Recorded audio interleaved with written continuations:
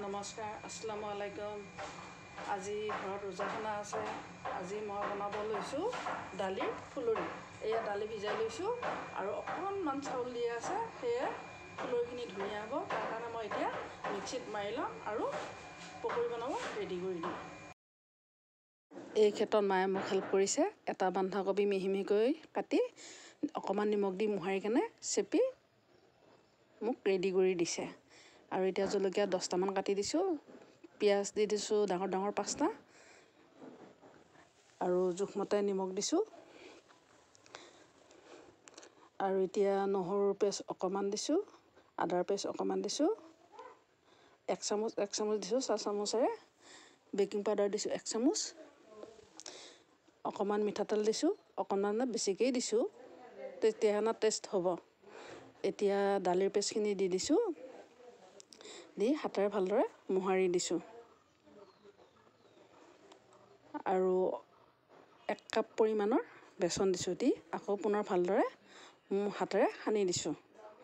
এতিয়া হালধি দিলোঁ, যিহেতু একেবাৰতে মনত নপৰে, যিয়ে অলপ অলপ মনত পৰি আছে দি গৈছোঁ। আৰু মছলা গুড়ি অকণমান দিছোঁ, জিৰা আৰু অকল জিৰা গুড়িয়ে দিছোঁ, দি ভালদৰে সানি দিছোঁ। এতিয়া আকৌ মায়ে লৈ আহিলে নৰসিংহৰ পাত, সেয়া নৰসিংহৰ পাতখিনি ধুই মেলি কুটি দালিৰ ওপৰত দি দিছোঁ।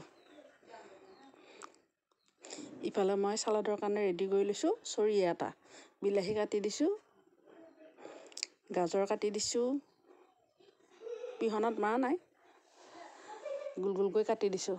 আৰু তিয়ঁহ দিছোঁ, জলকীয়া দিছোঁ, পিঁয়াজ দিছোঁ, আৰু নেমু মিহি মিহিকৈ বাকলিটো কুটি দিছোঁ। চালাডত নেমুৰ বাকলিটো কুটিলে খাবলৈ বহুত টেষ্টি হয়। 1 বাটি কেঁচা মটৰ দিছোঁ, আদা 1 চামুচ দিছোঁ, জোখমতে নিমখ দিছোঁ। এতিয়া আহিলোঁ মই দালিৰ পকৰিত। নৰসিংহ পাতখিনি কাটি থোৱা আছিলে, এতিয়া সানি দিলোঁ, সানি অলপ সময় থৈ দিছোঁ। এতিয়া চৌকাত বনাই আছোঁ। মোৰ বনোৱা দেখা পাই কাকা বৌয়ে হেল্প কৰি দিছে, কাৰণ যিহেতু চৌকাত বনাই আছোঁ। যিয়ে নহওক, এজনে নহয় এজনে হেল্প কৰি দিছে বাৰু। যি কি নহওক, মোৰ পকৰি ৰেডি হৈ গ'ল, খাবলৈও ভাল হৈছে।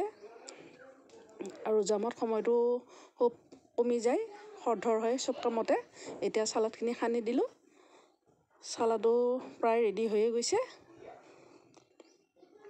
ৰোজা মাহত অলপ আমাৰ খৰধৰ হয়, দৌৰা দৌৰি হয়, যিহেতু ৰোজাখানা পতা গৈছে, সেইকাৰণে মানে অলপ কামত খৰধৰ হৈ যায়। যিয়ে নহওক, এনেকৈ কামবোৰ হৈ যায়, ভালো লাগে।